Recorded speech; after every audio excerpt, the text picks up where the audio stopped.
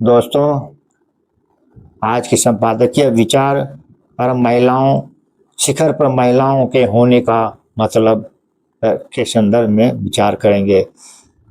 बंगाल में पराजय के बाद ममता बनर्जी मुश्किल में है।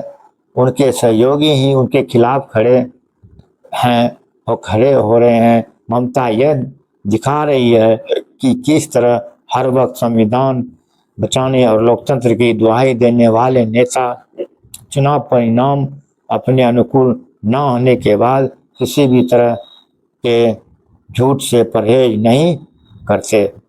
पता ही नहीं क्यों नेता यह मानकर बैठ जाते हैं कि कोई राज उनकी निजी जागीर है और वे हमेशा वहां बने रहना चाहती है। ममता की हार का दो तरह के विमर्श चालू है। एक पक्ष कह रहा है कि उनकी हार उनकी पार्टी की गुंडागर्दी, तानाशाहीपूर्ण नीतियों और अवैध वसूली, भ्रष्टाचार तथा हिंदुओं की नाराजगी के कारण हुई।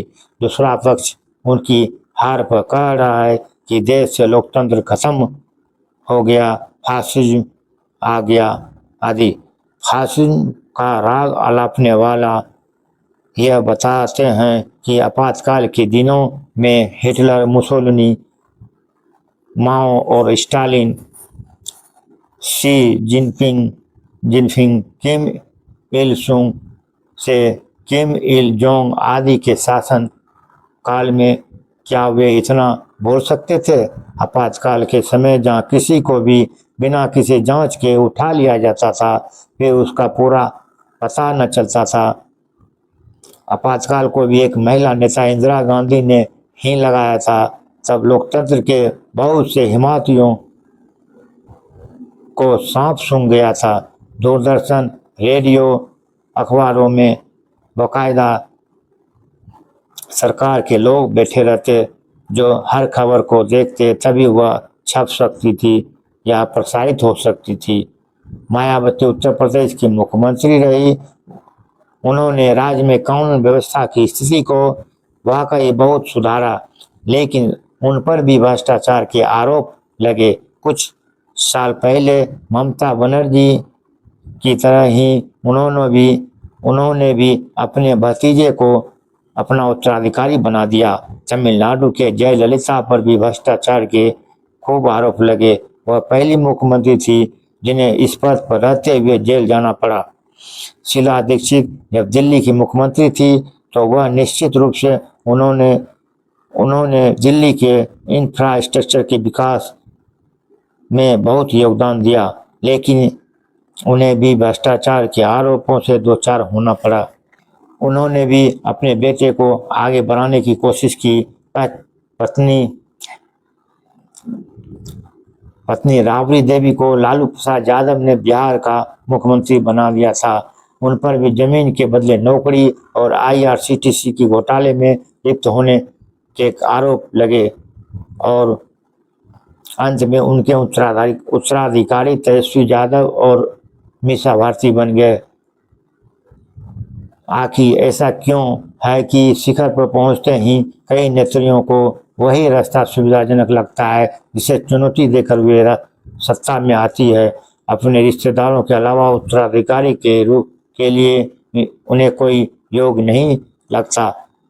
उन विचारों का कितना महत्व है जो कहते हैं कि स्त्रियां ही दुनिया को नष्ट होने से बचा सकती है। महिला भी इसी पितृ सत्तात्मक समाज का हिस्सा है, इसलिए जाने अनजाने वे भी वही तौर तरीके अपनाती है। फिर शिखर पर रहकर वे क्या बदलती हैं?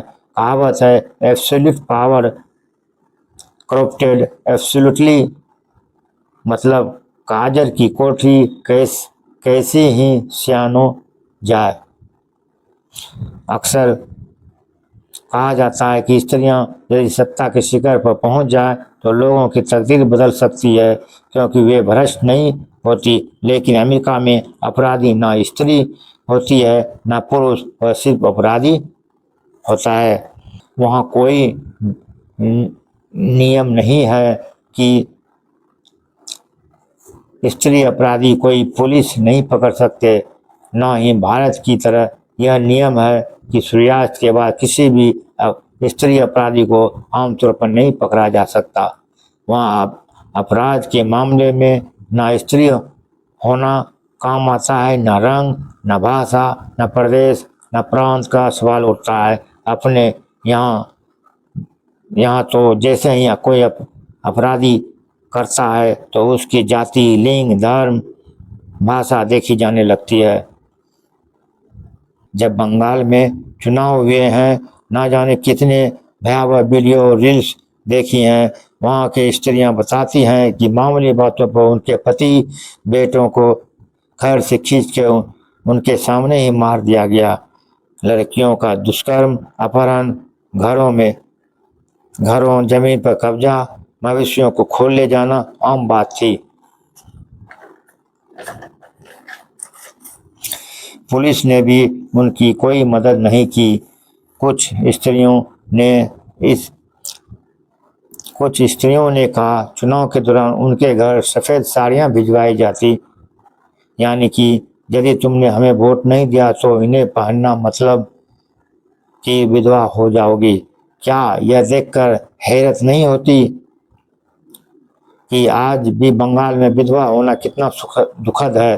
बंगाल राजा राम मोहन राय जैसे समाज सुधारक की वही धरती है जहां उन्होंने सती प्रथा और बाल विवाह के खिलाफ, विधवा विवाह तथा स्त्री के शिक्षा के समर्थन में आंदोलन चलाया था।